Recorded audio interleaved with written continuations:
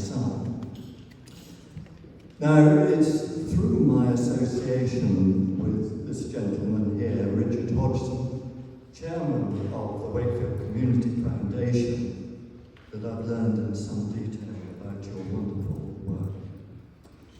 This in turn has given me the pleasure of standing here this evening to thank you and so many more in the wider community who give their time, understanding and input to ensure that anyone in the district facing hardship, heartache or difficulty is not facing it alone. I remember reading somewhere about the magic of the 5 C's of community. They are connection, collaboration, communication, commitment, contribution. And how well these words suit all of you here today. Pride is often the reason that prevents so many from asking for help. It's the caring and willingness of small community groups doing the most extraordinary work with very limited means who provide the answer. They simply get on with the job of working with families, dealing with rising costs and rebuilding lives whilst providing positive result and giving hope. This foundation sits at the juncture where need and generosity meet. Over the past 12 months, the necessity for support has hugely increased as more and more households are feeling the ongoing pressures of everyday life. This in turn means more voluntary groups have had to stretch their resources further than ever. As is often the case, the need brings with it an increase in the willingness of local people and businesses to come forward and with quiet generosity help in any way they can. And it's something I have to say that the district should be very proud of. The foundation works closely with trusted partners, each of whom wholly understand their own individual community. Each one offers practical and thoughtful support, not only to deal with an immediate problem, but to help create firmer ground for people to move forward. Always included in their awareness is the work of local volunteers who hold their communities together, genuinely and selflessly, caring deeply about the welfare of friends and neighbours. Now this evening celebrates another year of incredible shared effort. It's not a landmark anniversary, but a time to stop for a moment to reflect and recognise what can be achieved by collective action. It also provides the opportunity to pause and think how local aid in every respect is a power to change so many lives that surround us. Wakefield has always been recognised for its resilience, its strong sense of place, and the belief that it should be safe and caring for all who dwell here. When investment into the welfare of a community takes place, the returns measured not only by number, but in its stability, its opportunities, pride and hope. Here tonight, and further afield, throughout the district of our city, is acknowledgement, not only of what you have achieved together in the past year, but also by recognising how much more is possible to achieve in the year yet to come. So, my gratitude and congratulations to you all for your wonderful work Thank you.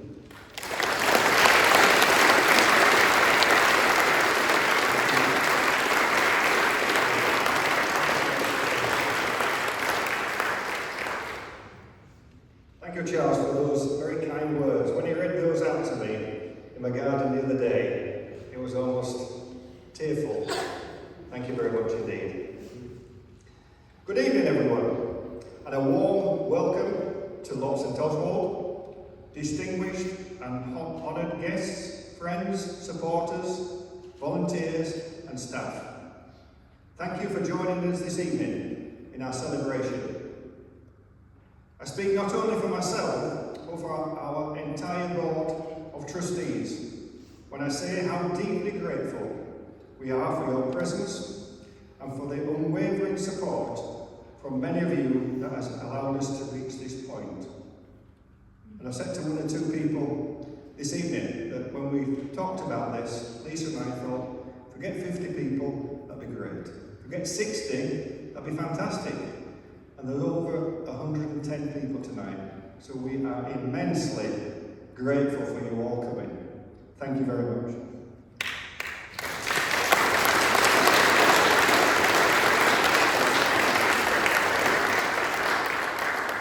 I've had the privilege of serving as a trustee for over 17 years now, and as chairman for the last 2. During those times, I have witnessed both the highs and the lows.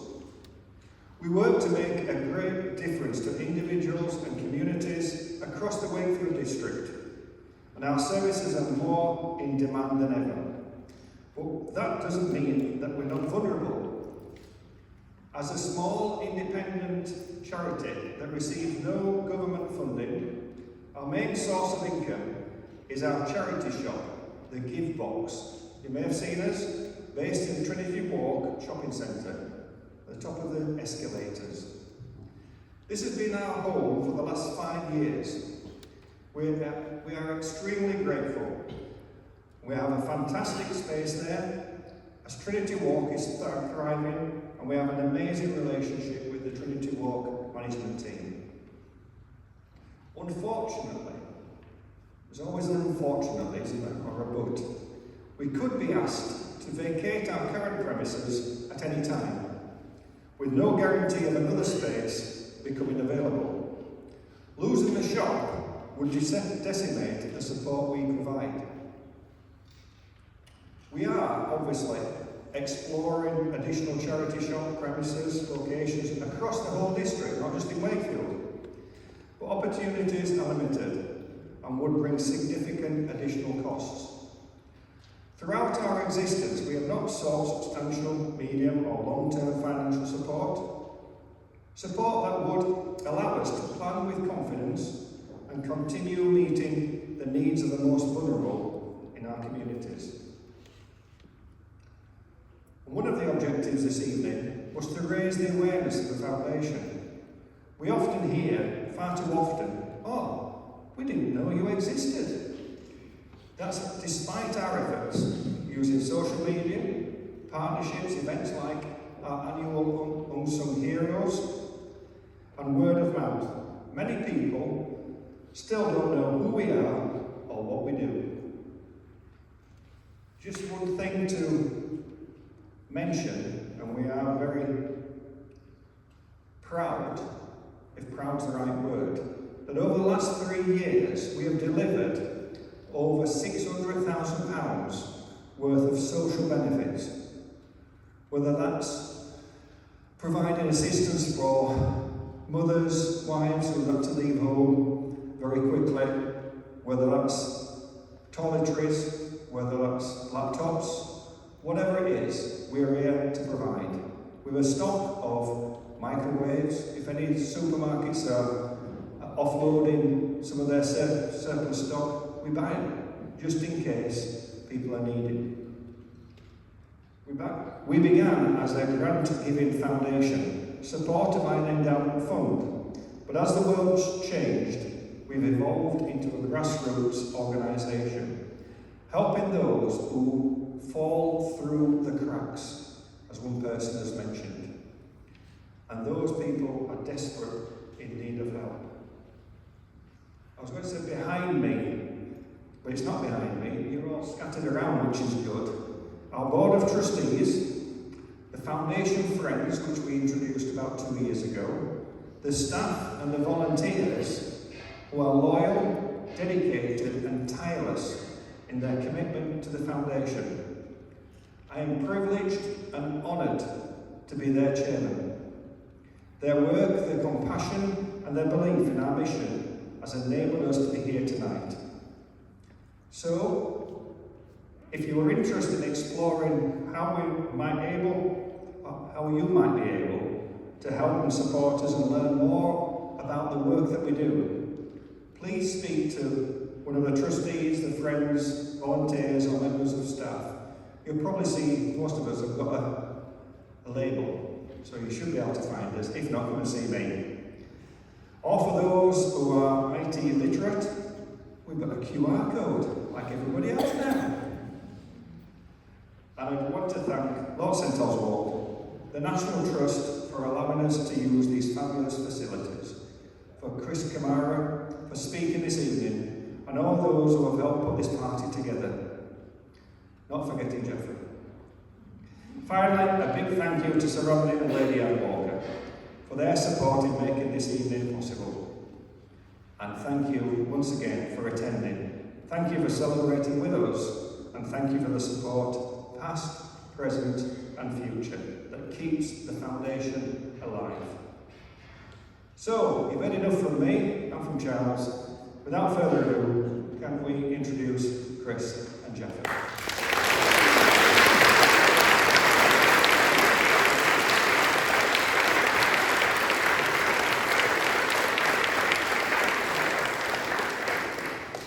Okay, ladies and gentlemen, now is the time when we have a little bit of fun and explain a little bit about this gentleman to my left. So, first of all, for people who don't know me, I'm Jeff from Rhubarb Radio, and we talk in community. Everything we do is for the Wakefield district and the community here in Wakefield. So, when Lisa collared me as I walked past her office, being totally honest, and she grabbed me, I couldn't say no. So, that's what we're here for this evening. So, without further ado, my little bit tonight is, it's not about me, it's all about this gentleman to my left, Chris Kamara. So, ladies and gentlemen, can I please put your hands together for Chris Kamara, everyone?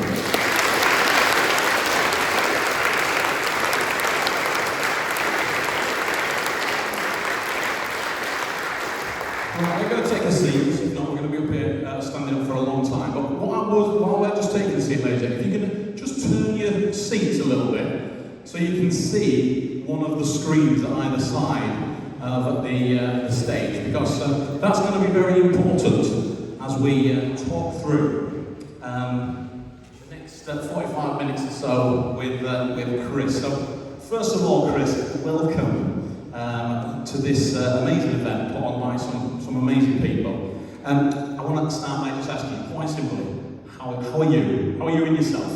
Well, as some of you know, I recently had a brain injury. As some of you know, I recently had a brain injury. As some of you know. But I'm all right now. Yes!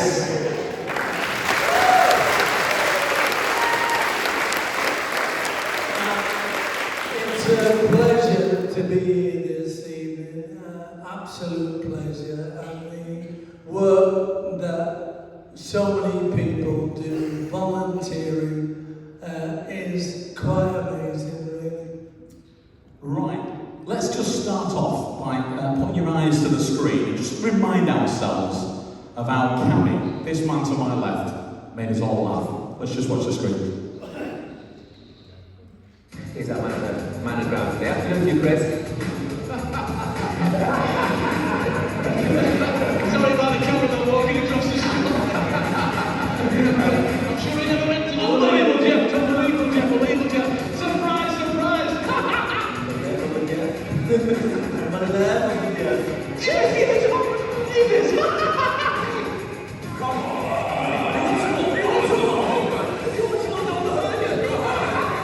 To your left-hand side. Not only does he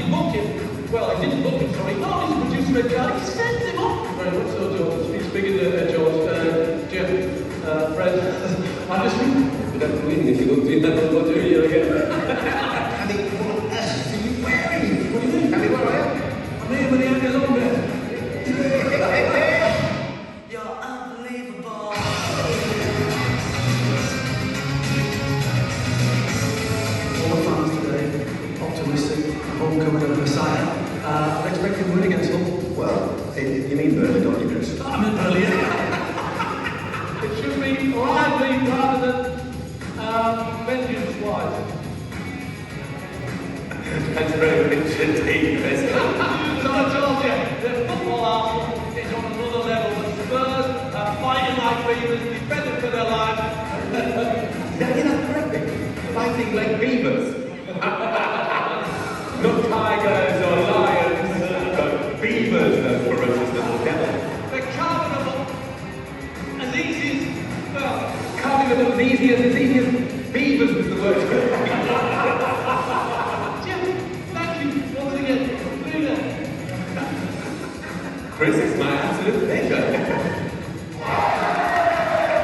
It was on the line, Jim, but it wasn't the whole of the ball. You could see once the technology, agony, license, wide for lessons. And the only reason Middlesbrough are not our side is because they've been a bit floppy, a little bit sloppy in this second half. Got me head onto it, so I lifted it.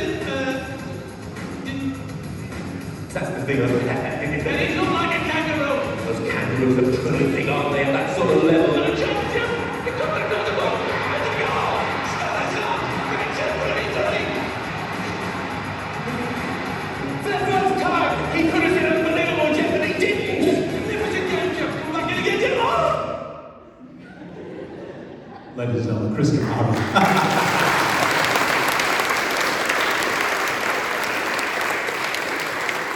I can't believe that's me.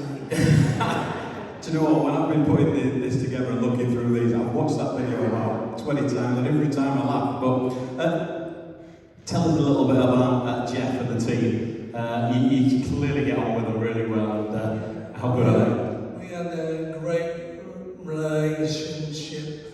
I started working when the former panel was on there, and it was George Best, Rodney Marsh, Clive Allen, Alan Mullery, and Frank McClintock. Anybody remember that lot? Yeah, absolutely. So they got, well, shoved out really when Rodney made a joke about the tsunami, and then they brought in the other group. So it was Jeff Stelling, Paul Merson, and let's just say Johnny Nicholas and Phil Thompson. The difference with the other lot is they all lived in London. So we all lived outside of London, and that's how the chemistry got together. Every Friday night we meet in the Marriott Hotel in Kensington, and the bonus for that is not only did we get the chemistry together, the teams who played Fulham, QPR, West Ham, anybody in that area stayed in the hotel. So one night I left my room on the 4th floor to go down in the bar to meet the boys, and it stops at the 3rd floor. Now I open the doors automatically open, and there's Roy Keane stood there. So Roy was struggling at the time with Sunderland. They were rock bottom, looked like they couldn't get out of it. So I went to say hello, and he looked straight down at the ground. I thought, well, I won't get what I thought. And anyway, the doors closed, and the lady in the lift said, going down. I said, I think she's talking to you. I'll go back. Chris, so you talked a little bit about your competition, of course. Yeah. Do you want to just let the people know, let everyone know about the condition and how it's affected you in your life? Yeah, it started during lockdown, and I woke up one morning and the connection between the brain and the mouth had broke down. So I thought, maybe I had a couple of beers last night and that didn't agree with me, even though I knew I'd had none the previous night. And then it continued to get worse and worse till eventually I had to tell people, you know, what's going on, which was a difficult thing. My life is a broadcaster, so all of a sudden I can't talk anymore. So I didn't tell anyone. That's the problem all along. Well, not all men, so I shouldn't blame them. I'm a man, and when the symptoms came, I just thought I'll wake up the next day and they'll be gone, or I'll wake up the next month and they'll be gone. And 18 months later, not only the symptoms are there, they're worse than they could ever be. So I had to open up then, and my wife knew exactly. The family knew there was something going on, but didn't know quite what was going on. Anyway, cut a long story short, I ended up going to Mexico for treatment.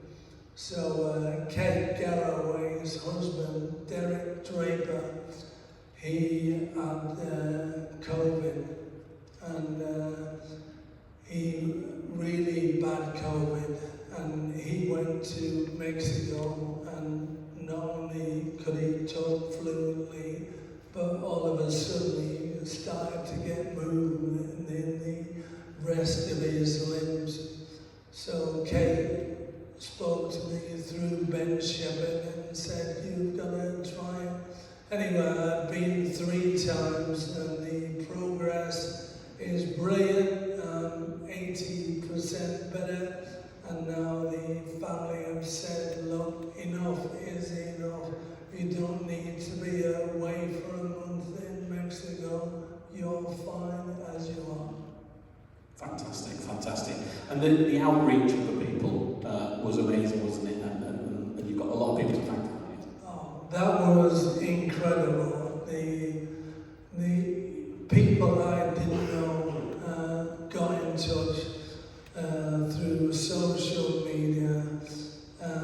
People I do know got in touch. People I'd never heard from for 20 odd years all got in touch and said they offered me support.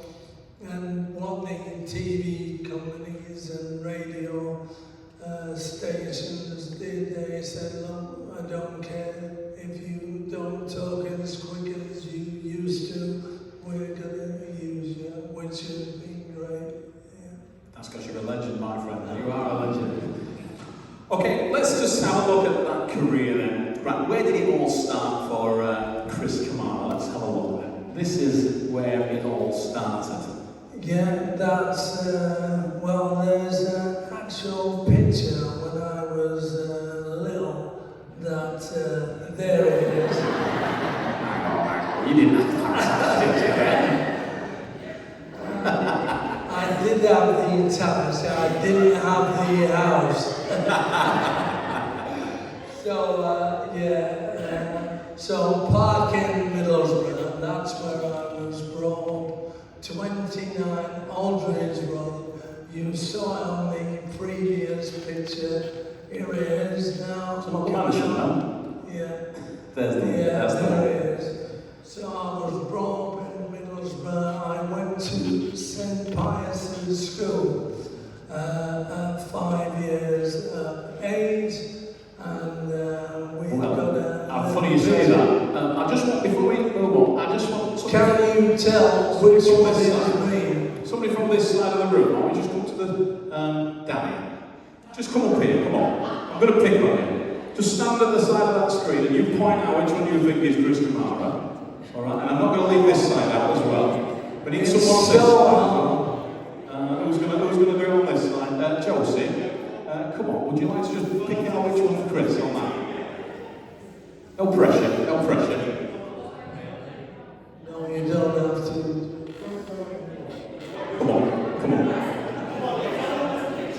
5, 4, 3, 2, 1. Okay, on that one. Well, you both come with the same both wrong. Both wrong. Ladies, yeah, give them a round of applause if you're wrong.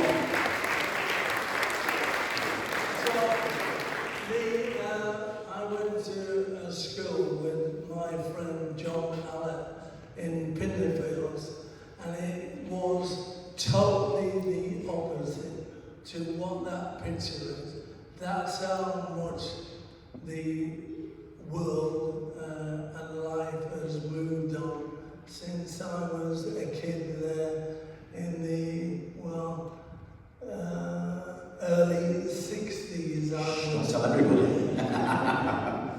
So come on then, which one was you? Or was you off sick that day? Right, okay, so I just want to know, I've been reading up a little bit, is it true that your dad made you join the Royal Navy?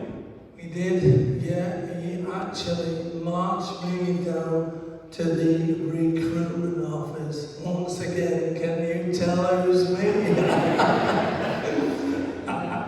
So, the good thing was, even though he made me join the Navy, I went to HMS Raleigh near Plymouth, and the Navy football team trained there, and I managed to get a game with the Navy football team, scored 2 goals against Portsmouth, and they bought me out the Navy for the magnificent sum of £200. It still goes down as the worst deal in the club's history. So then, he was bought from the Navy. That sounds very strange, doesn't it? But then I'm a veteran, would you believe? Anybody who has served more than 6 months in the armed forces and is alive today is a veteran. So I'm a veteran. Fantastic. And I served 7 months. There you go, you learned something new today, ladies and gentlemen. Okay, so you left Pompey back in 1978 and joined Swindon. Let's have a look at that. I did. I had my cousin from afar, yeah. So in Swindon, that's where I met Anne, my wife.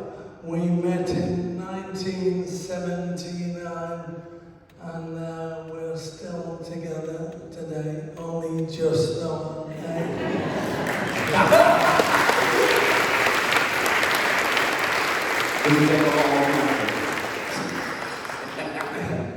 We got married in 82. Oh, you're getting tested now, Chris. You're getting tested. 29th of May, 1982, yeah. She's making notes. She's making notes, be careful. I wouldn't dare forget that. So, in your career then, you've had 11 moves in total. I would like to know one thing though. Do you wish you'd have played abroad, football abroad? I'd love to have played in America, to be honest, yeah.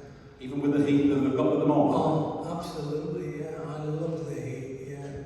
Something to do with the colour of my skin, I think, yeah. But we've always thought one day I would love to have played in America. We actually went to LA, me and Anne, and she said to me, do you fancy doing the Hollywood tour? I went, what's the Hollywood tour? She went, you get on the bus and you go round all these stars' houses. So I said, yeah, no mind, I'll pass the time away. So we got on the bus. There was 8 people on the bus. Us English speaking, me and Anne, the rest were Spanish speaking, and our tour, the guide, was Colombian. So he'd speak to us in English and them in Spanish. So off we went to the Hollywood sign. It had our pictures with the Hollywood sign in the background. Anybody done that? Yeah? One? It's not as good as Wakefield. Yeah. Hollywood sign in the background, and then we got back on the bus and started going round the houses. So we get to Mulholland Drive, and he says, this fella started Happy Days. He's now a producer.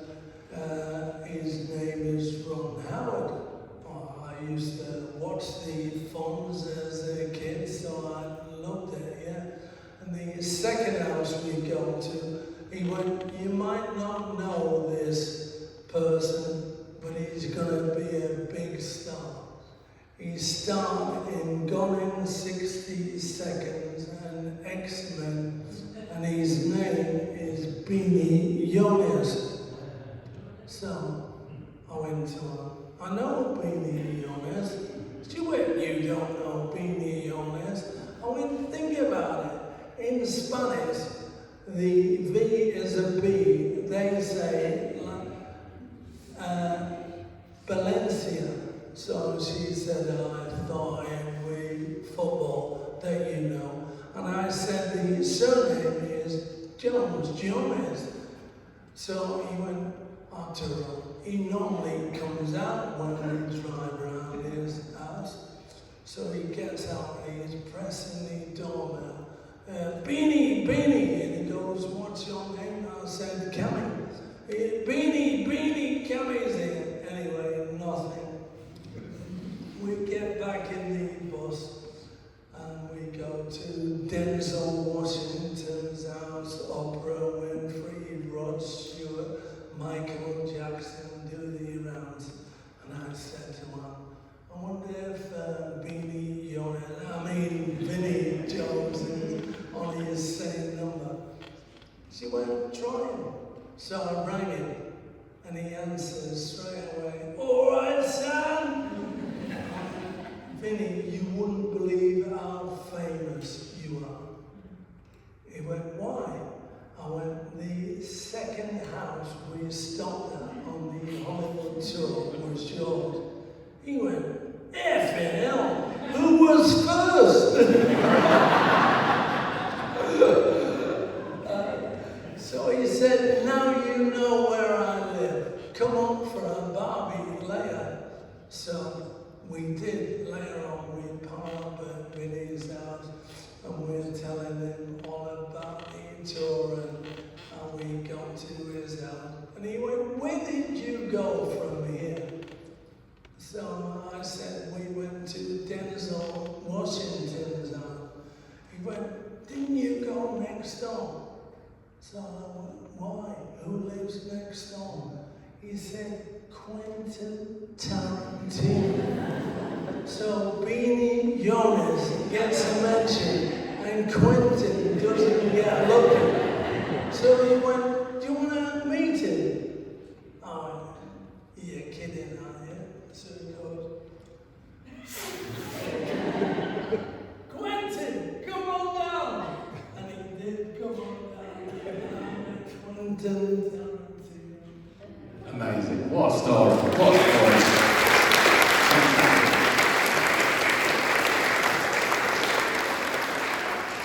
Okay, you played a lot of your career at Leeds United. So could you let us know what was it like playing for Leeds? When I was a kid, obviously my hometown club was Middlesbrough, and it was my ambition to play for Middlesbrough, but it was my dream to play for Leeds.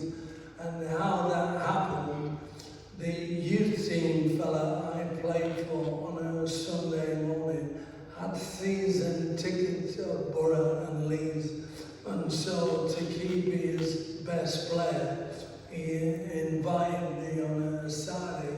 The difference back then was Borough were in the 3rd division and Leeds were the all-conquering team of the 70s. So that was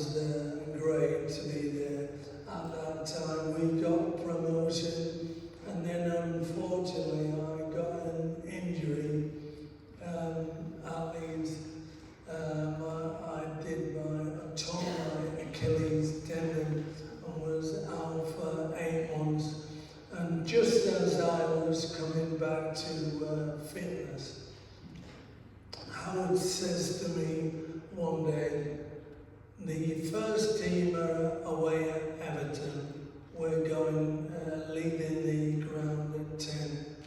You're with Alan Sutton, the physio. What I've got is a player coming in from Sheffield today. He's signing. Just when he comes in, please just run around the track with him. I went, yeah, fine, no bother. So Alan Sutton comes back in with his player from the medical, and it's Eric Cantona. So I went, Eric, the gaffer says, run down the track a few times once you get changed. He went, I don't run. With the ball, I run. Without the ball, I don't run. So Okay, fair enough. So I goes on. Then in the afternoon, Howard rings me and he said, what's he like? I said, he's a twat. What a great player. What an absolutely great player. I love your stories. They're amazing. So you fulfilled that dream when you played for Leeds, and then you completed that ambition by joining your hometown club. Tell us a little bit about Yeah. So my mate is the chairman. So Steve Gibson, that's the All Leeds team. Look at them. Yeah, so playing for, look at that team. What a team. Great, wasn't it? Look at the air. Wilkinson, Gordon Strachan, Gary McAllister, Steve Hodge. I'm going to put you on the spot. Who was the best player in that team? Gordon Strachan. I'm going to tell you. I thought you were going to say you. Best player I played with. Not only a player, but a captain and a leader. You know, there was more skillful players than him, but his drive and enthusiasm, and he galvanised Leeds. Basically, not just the players' families, which you overlook. I was captain at Swindon, captain at Brentford, captain at Stoke. I never ever thought, and apologies to all the women in here, and my wife, that you had to organise nights out as a team. That meant inviting the wives and girlfriends, and he did that and showed me what I'd been doing wrong all those years, and that's how you get together, team bonding. Yeah. So yeah, you fulfilled that dream there, then you moved on to your hometown club. Let's have a look at that one. Tell us a little bit about that move. Yeah, it was great.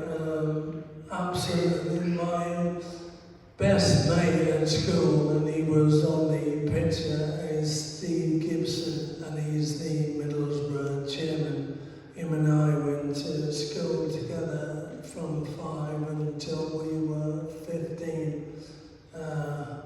He passed the 11 plus and I failed it, so he went on to further education. So what it was like, my mum and dad were there, and my ambition was complete. Fantastic. What about that? What a story, ladies and gentlemen. What a story. So after your playing career, you then moved on to management, football management, and you managed Bradford City. Do you want to tell us a little bit about your time at Bradford City? Let us know about that. I loved it. I was so lucky. Yeah, I took over a team from Lenny Lawrence, a good team as well. Jeffrey Richmond was the chairman, and him and Lenny had a fallout. So he said, "Look, take over to the end of the season. We're not going up or down now. Just make sure we don't get into the bottom 3."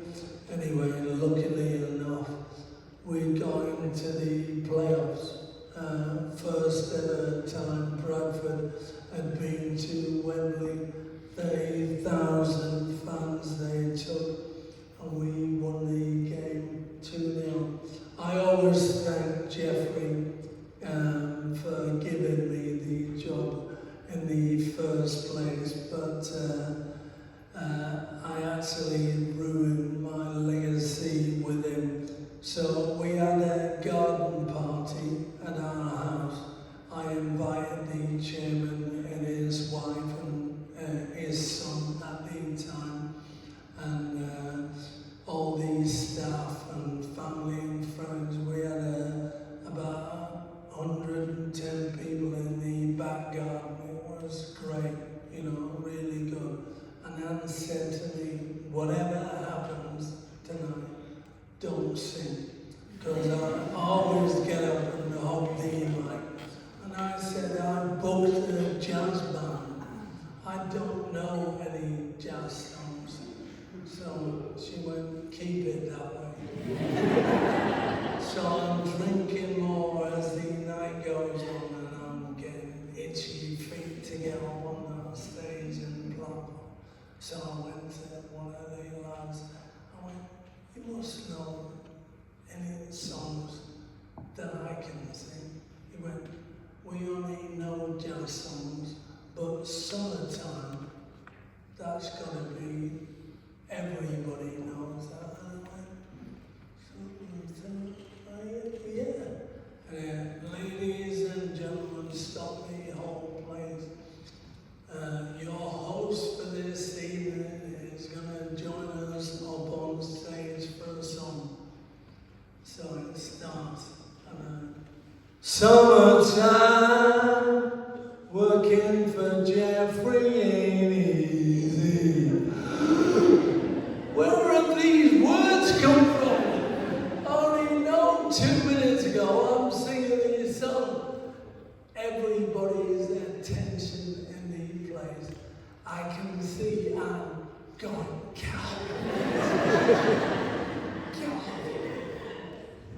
he wants to pick the team and sign the players as well. Silence,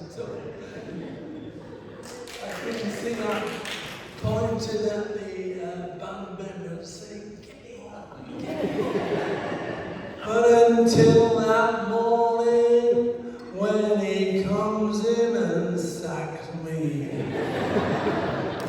all I can say is, Jeffrey, please don't cry. Total silence. Not even a jingle of a glass. Everyone's looking at the chairman and his wife and his son. And then eventually he goes. So they all start clapping. Within 5 minutes, he's gone. Sean Alley, the secretary, rings me the next morning. He wants to see you at 9 o'clock Monday morning. All right, I'll be there. Anyway, you got it. He's sat with me. Anyway, so it's on 5 Live, right? Remember David Mellor, the MP? He did 5 Live. So he's got involved in football and he's pontificating about all the topics in football. So he starts talking about me. So he says, it's absolutely disgusting. Chris Kamara getting sacked from Bradford. Do you think that would have happened if he wasn't black? I was black when I got the job.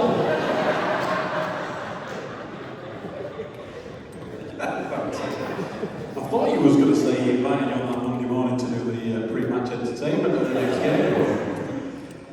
Did you always think you was going to be a football manager? Was that when you was playing? Did you think you were going to end up managing? You always hope, you know. The thing with footballers is you don't know anything else, you know, basically. There are clever ones, but they're the odd ones. Whereas back in my day, when you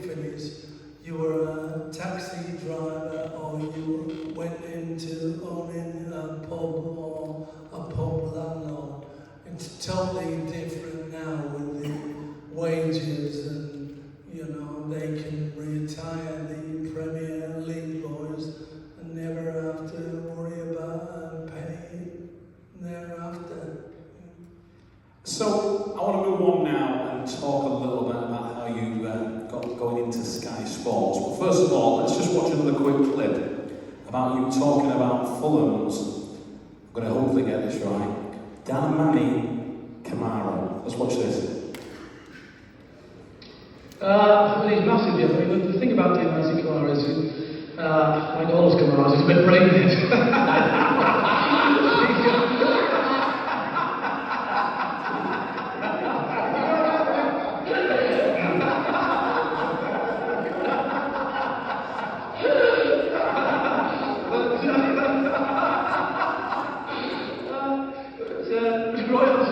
Last 2 weeks ago, I was speaking about it. If you didn't know he's doing it, just get his head down, run over the top, and he can score. He's got 2 great.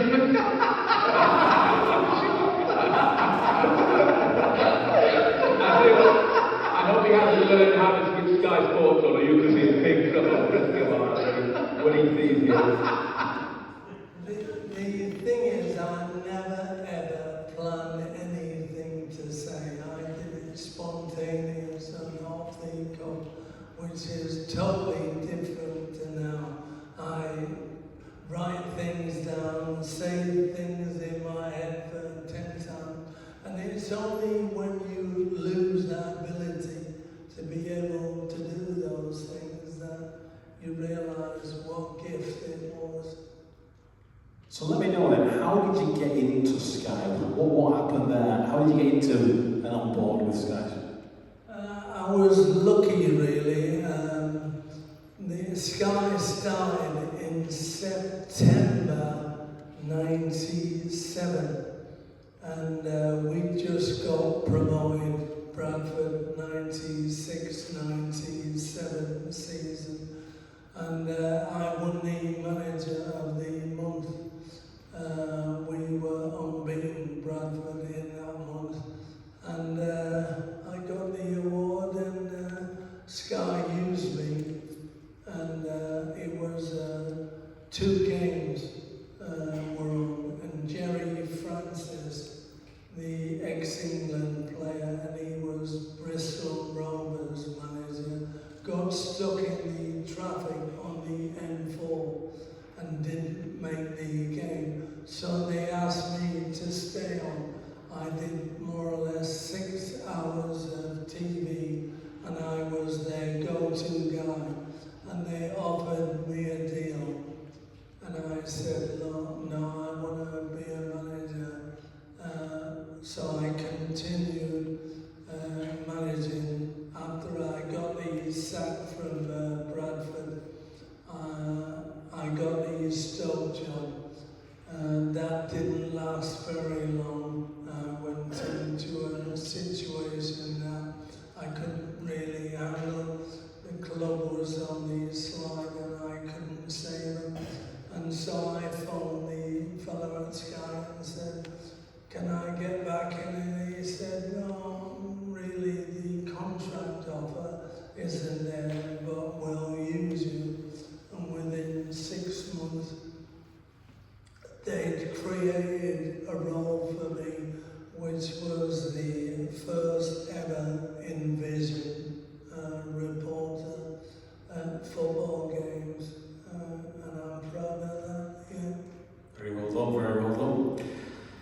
So, in TV, just coming away from Sky for a minute, your relationship with Ben Shepherd is a really, really good relationship. Tell us a little bit about the relationship and how that came about.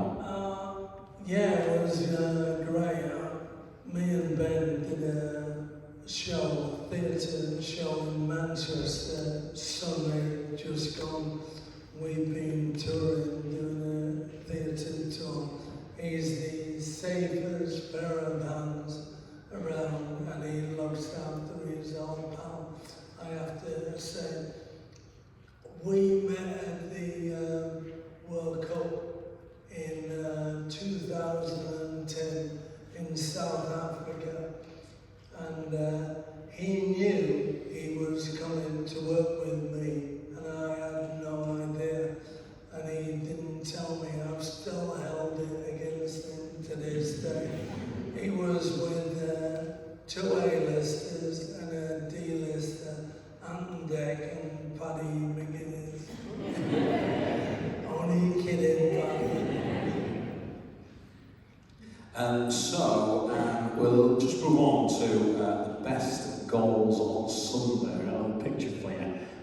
here.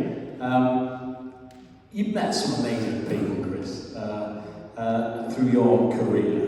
Is there anybody? I just want to see Jose Mourinho up there. People like that. Is there anybody who sticks out to be the best person you've met? Yeah, Jose was great. We hit it off straight away. So I used to do a feature on a Saturday morning for Soccer AM where I'd go around the grounds and go through the dressing rooms, and all these clubs gave me access. And I managed to get a great bond with Jose. So this Saturday, in particular Saturday, I'm at Aston Villa versus Stoke. So what I did after all the games was stick 5 live and then talk sport, and I'd alternate between them to get the talking points of the Saturday games. So I get in the car after the game and I'm switching the channels, and then the BBC 5 Live say we're going down to Stamford Bridge, Chelsea, to speak to an angry Jose Mourinho. So John Murray's interviewing him. So he says, Jose, what did you think of that game today? And he says to John Murray, what did you think of it? So John Murray said, no one's interested in what I've got to say. So he said, John Murray says, do you think you should have had 2 penalties today? He went, do you think I should have had 2 penalties? He went, Jose, no one's interested in what I've got to say. One more question. Do you think Ashley Barnes of Burnley should have been sent off? Do you think Ashley Barnes should have been sent off? So John Murray, gracious as he is, ends the interview. So I'm driving, 5 minutes later, my phone goes, and up on the dial, Jose Mourinho. Come in, Jose. Hi, Jose. Have you seen what's gone on in my game today? I went, no. He went, Ashley Barnes should have been sent off for an tackle on Matip. We should have had 2 penalties. I'm coming on your show tomorrow, and you're going to say we should have had 2 penalties and Ashley Barnes should have been sent off. Now, I've got my integrity to take into consideration. So he said, have we got a deal? And I went, yeah, of course we have.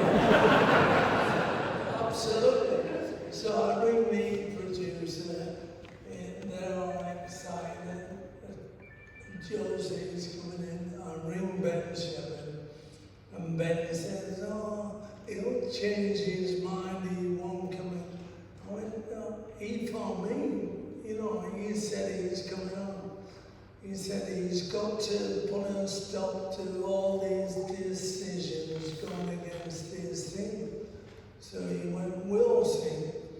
So I drive to Sky in London, the hotel in Brentford, get in there, have a quick beer before I go to bed. Go to bed 9 o'clock, because I'm in the studio at 4 a.m. going through all the tapes, looking to see these 2 penalties and this sending home. Next minute, my phone goes, and it's, you're the first, you're the last, you're not everything to do. It's Sean Dice, the Burnley manager. For those who don't know him, he's got the gruffest voice ever. So yeah, come in. Have you seen what that so-and-so Mourinho said about my team? I went, no. He went, I want you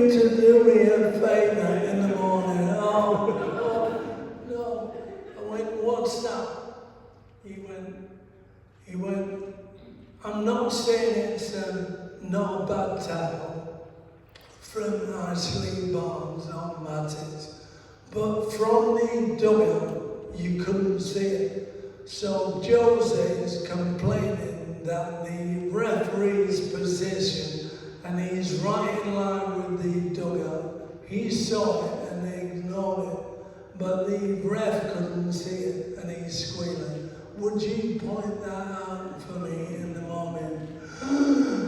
I said it might be difficult. So next morning comes Jose, brings me to say he's on his way. I go on Sky Sports News to announce, and it's like the Pope's arrived. You know, Sky is so excited that he's coming to the studio. So I announce it on Sports News, and before I can even get my mic off my shirt, my phone goes, Sean Dyson. I knew it. I said to my missus last night that Cammy was a bit dodgy on the phone. He went, he's using it. He's using it. He went, don't stitch me up. I went, how long have you known me? So I said to Ben Shepherd, I'm in a difficult position now. Jose wants me to say he should have had 2 pens and Barnes should have been sent on for the tackle on Mattis. You're going to have to look after the show. So we play the game in the studio, and the game ends, and Jose is looking at me like that. And it's silence, and 6-second silence on TV is a hell of a long time. And I'm thinking, please God, Ben Shepherd, bail me out, bail me out. So he says, Jose, it's going to be a long 2 hours if you don't say anything. And he lit the fuse. And he talked for 27 minutes about incidents in his, well, not even his second language. He speaks 10 languages, Jose. He was Bobby Robson's interpreter at Barcelona, so he nicked all Bobby's secrets. Bobby obviously had to tell him how to do stuff. So he spoke for 21 minutes in a language that not even his first didn't miss a beat. And it was the best show I've ever been on, and I didn't say a word.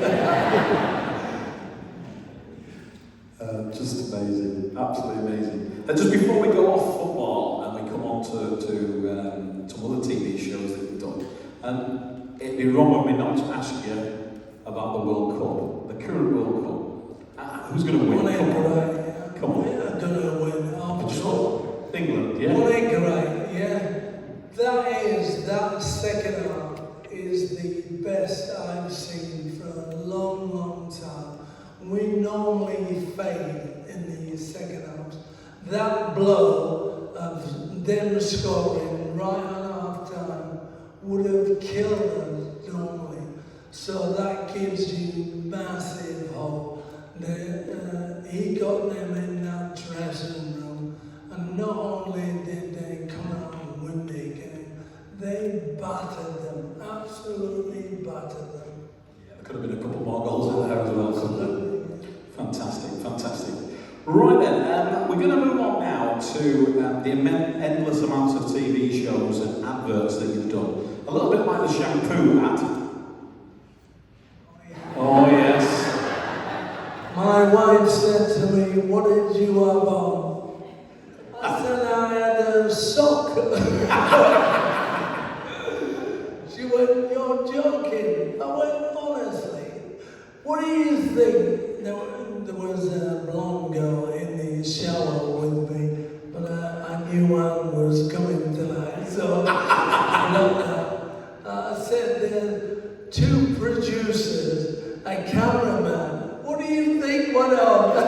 Nothing.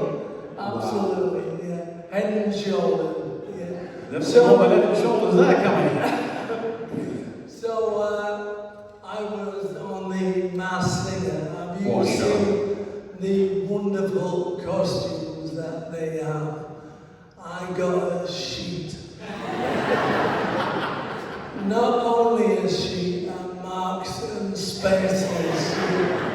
And they put 2 black eyelids in So what did you think when you saw your costume? What did you think, honestly? I thought they were having a laugh. You could have been a Coney.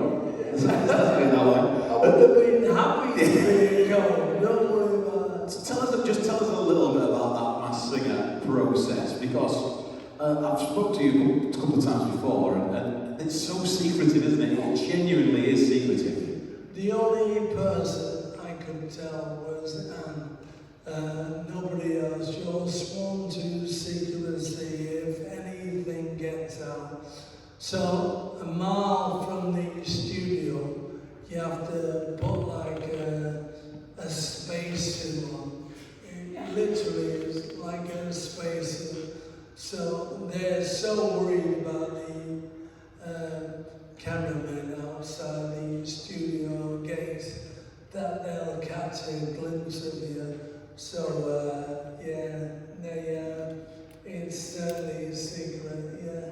Do you get to choose the songs that you sung, or was that something that they chose? No, I got to choose these songs. There's songs that, people on the rights for that they're too expensive for them to pay for. But normally, it's fine. And what was the reaction when he was finally... I was going to say unmasked, but actually, you could have ended up like that picture on the left, to be fair, underneath that. But what was it like? What was your reaction when you found out? Marie Ross, who works at the Wakefield Hospice shop in Wakefield, sorry about that, no, your shop. The Wakefield Hospice shop is a good friend of ours, and she was round, so there's only me and Anne who know I'm in the Masked Singer. There's my 2 grandkids, Solomon and Billy, girl, and Marie with me and Anne. So, as I've just gone on and sang, and she went, "Rubbish!" So me and Anne look at each other. She goes, "He's rubbish, that goes. Get him off." So we're laughing between them. And then they do the reveal, because I'm first out, which is great. I have to say. Which is great. Honestly, it's great. Yeah, you get the same money 6 weeks later. Same money was in the final, yeah. So great, the best job ever. So I go out. So they do the. We voted the ghost off. So she goes, "Good, he's absolutely shocking." So we're still not saying anything because we don't want to spoil it for Sol and Billy. And they love the "take it off, take it off." So they're singing along with the crowd. And then I take the blanket off and it's "Grandad!" It's my granddad. And Marie goes, "Well, he wasn't that bad." What an experience, though. What an experience for you and your family on the Masked Singer. Okay, I want to just finish off now by having a watch of another video. This one is the probably the most famous. How many views has this got on YouTube? I'd love to know. It must have a lot. Millions and millions.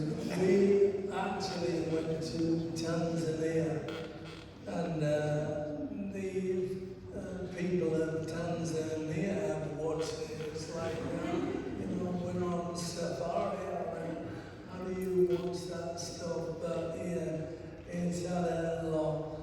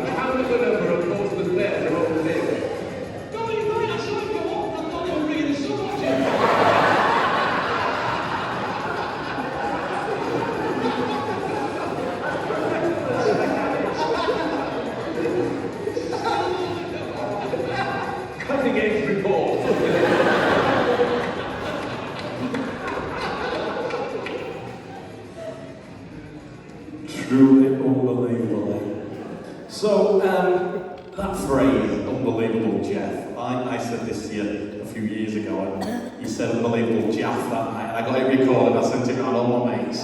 But just that one phrase is just, people must see you walking down the street and just point and say, unbelievable Jeff. Absolutely, all the time, and I'll never ever get fed up of it. It's absolutely incredible. I actually didn't know I was saying it. It's just one of those things that kept coming. And the football funnies they did at Christmas, the first year of me doing the show, they showed it that I'd been saying it virtually every game. So I continued to say it because the students of Durham University created a game where if I say unbelievable, Jeff, they had to down their pints. And Jeff said anything about so-and-so players, they also had to down their pints. Fantastic. Ladies and gentlemen, what a career, what a legend. Can we please put our hands together and thank the one and only Chris Kamara.